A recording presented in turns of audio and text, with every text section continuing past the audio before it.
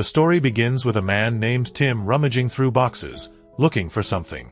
The room is a complete mess because he and his girlfriend, Millie, are preparing to move to the countryside after she got a teaching job offer there. He comes across an old photo of himself with Millie. The photo stirs up longing, nostalgia, and the joy they once had in the early days of their relationship. But it's clear that things aren't the same anymore. Millie walks in and asks him to come downstairs to join the farewell party with their friends. Tim goes over to his buddies, while Millie sits with her friend, telling her about the teaching job she got there. Her friend says, "Forget about this guy. He doesn't seem to love you like he used to. Just find someone else over there." But Millie refuses, convinced that once they move to the countryside, their relationship will return to how it used to be, maybe even better. Meanwhile, Tim is with his friends and Millie's brother, talking about Tim's upcoming new album. It turns out he's a rock singer, though often plagued with bad luck. He hopes this album will finally be successful. Tim plans to go independent without the record label that used to produce his songs, but his friends try to convince him to go back to the label, since they also need a guitarist. Tim says he'll play the guitar himself, but they remind him about the demanding rehearsals and the fact that the countryside is pretty far away. Tim insists he'll practice on his own, and that Millie can drive him since he doesn't even know how to drive. Millie comes over to call Tim, and then he gives a few heartfelt words to his friends about how much he'll miss them, ending by saying he's happy to be with Millie and proud of her. He expects applause or some emotional reaction, but instead finds everyone looking shocked. He turns around and sees Millie kneeling, proposing to him. And this isn't a dream. Millie is really proposing. Tim gets flustered and embarrassed, wishing the ground would swallow him whole. Too nervous to know how to respond, Millie feels awkward and gets back up, but Tim tries to save the moment so it won't be ruined and says he accepts. That night, they arrive in the countryside and prepare to sleep. Tim tries to apologize for what happened earlier, saying he was nervous and didn't know what to do. But Millie, upset, tells him to save his words because it's better if they break up now. Tim tells her he loves her and doesn't want to lose her. But Millie replies that it's not love, just habit, because they've been together for so long. Tim insists he truly loves her, and eventually they reconcile and go to sleep. Not long after, Tim hears Millie talking in her sleep, asking him to make the people leave because she can't sleep with them staring at her. When Tim looks to see what she means, he finds his mother sitting right in front of him, staring eerily and crying, with his father lying beside her, their beds pushed together. Terrified, he hides under the blanket, but suddenly his mother is right in his face, jolting him awake. He goes outside the house and finds Millie unloading boxes from the moving truck, so he helps her carry them inside. While opening a box, he finds a chainsaw, planning to use it to fix the windows. But just seeing how sharp it is makes him too scared to even touch it. Suddenly, he smells something foul and asks Millie if she smells it too. Millie answers from the bathroom, so Tim assumes it's coming from there, but then realizes it's coming from the ceiling above the chandelier. He takes the chandelier down, and the stench grows stronger. Holding his breath, he reaches inside and finds a pile of dead rats, one of them still alive. He quickly throws them outside. Millie is shocked and asks how he found them, but he doesn't answer. The next day, Millie begins her first day at school. She sips coffee from a mug when a teacher named Carol comes up and says that mug belongs to her.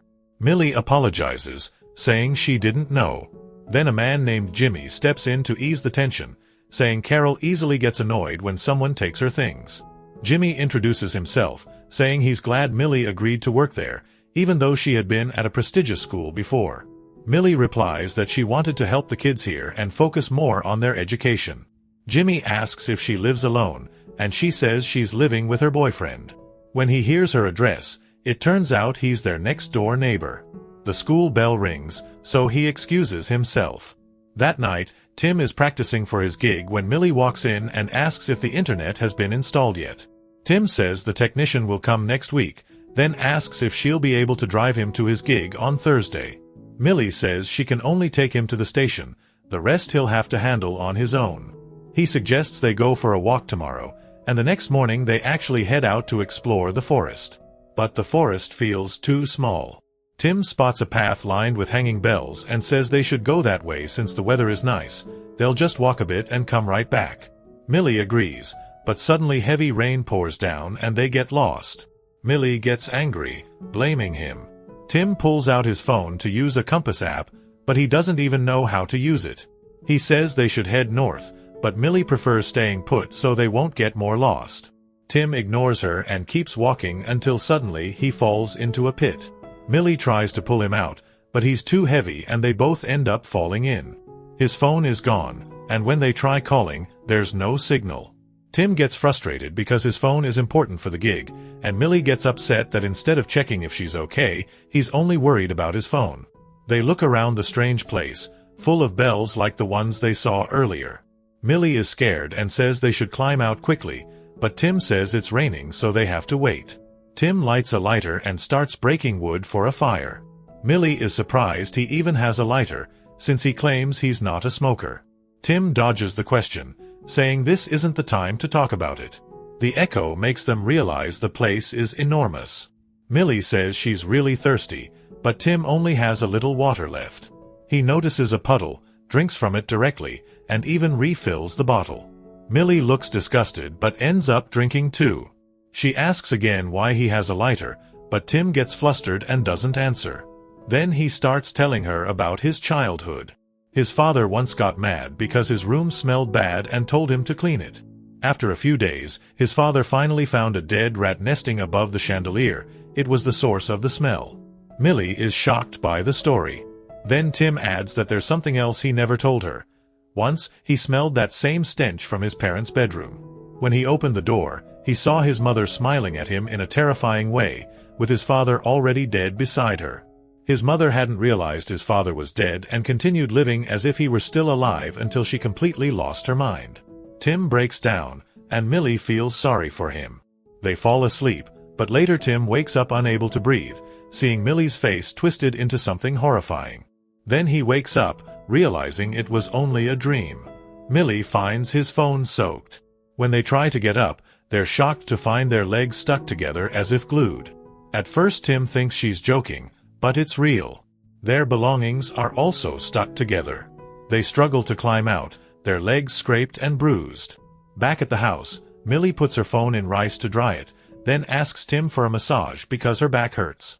While massaging her, he suddenly feels like his hands are sinking into her body. He snaps out of it, and Millie yells at him.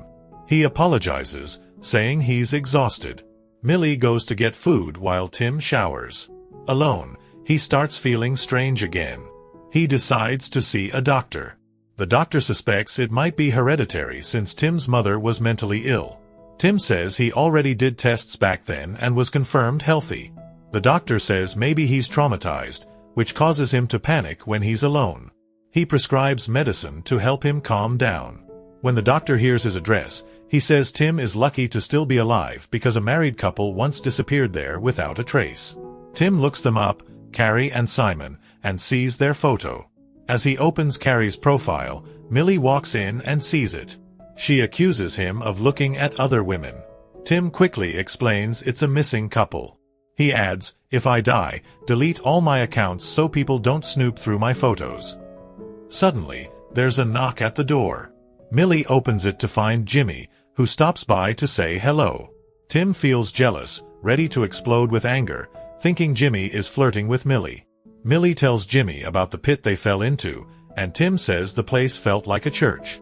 Jimmy replies that there actually used to be a church there, but over time, its congregation vanished one by one. Later, the church collapsed in a storm. They chatted briefly about daily life, who cooked, who cleaned, little mundane things. Soon after, Jimmy said goodbye, hugged Millie, making Tim furious, and left.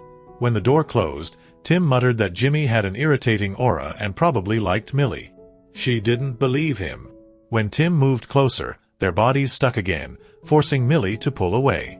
She thought it was coincidence, but Tim insisted strange things kept happening since they moved in. They argued. That night, Millie felt Tim stepping on her hair. She told him to move, but the pressure grew worse. Turning to push him, she saw him chewing her hair. Millie screamed until Tim snapped awake and spit it out. The next morning, as Tim prepared for a concert trip, Millie brought it up again.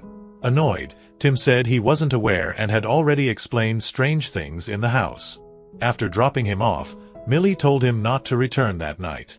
But as soon as she drove off, he felt the same suffocating pull, swallowed pills that didn't help, then abandoned his train and ran back. At school, Millie was chatting at lunch when she suddenly spotted Tim in the courtyard. Panicked, she dragged him into the restroom. "What are you doing here?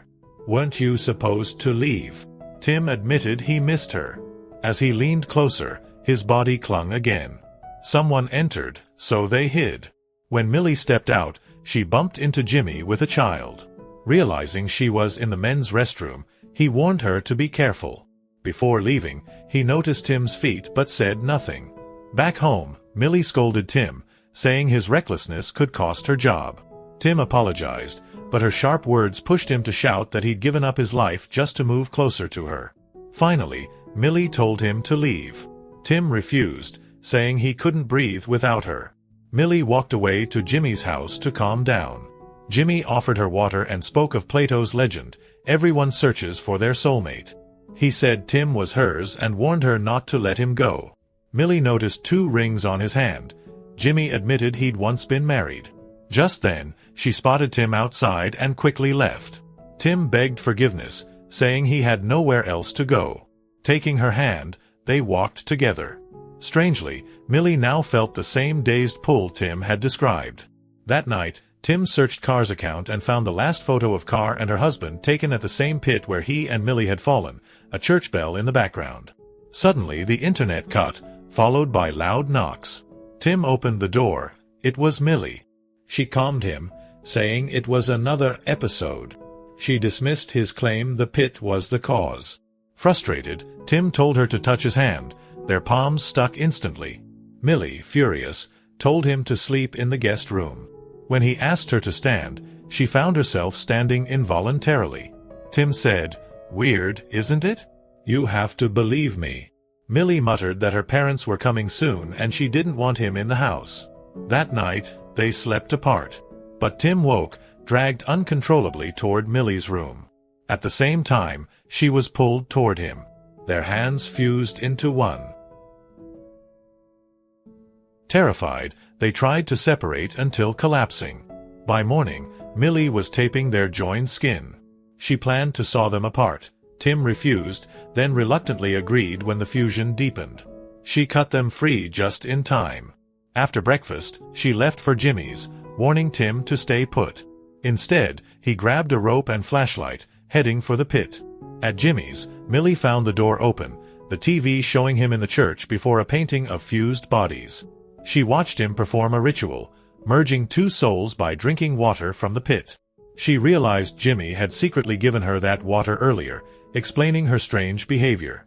He caught her and claimed people eventually felt joy when merged forever with the one they loved. He struck her hand, drawing blood. The rituals start. Millie fought back and fled. The twist: Jimmy wasn't one man. He was 2. At the pit, Tim saw faces carved into the ceiling and understood the truth. Something grabbed his leg, 2 merged bodies crawling at him, knife lodged in their flesh. They had tried to end their misery but failed. Tim seized the knife, killed them, and escaped. He found Millie, and though they avoided touching, the pull remained. Tim whispered he knew the solution. Kneeling, he proposed with only words. Then he asked her to trust him and close her eyes. As she did, he raised the knife, ready to sacrifice himself.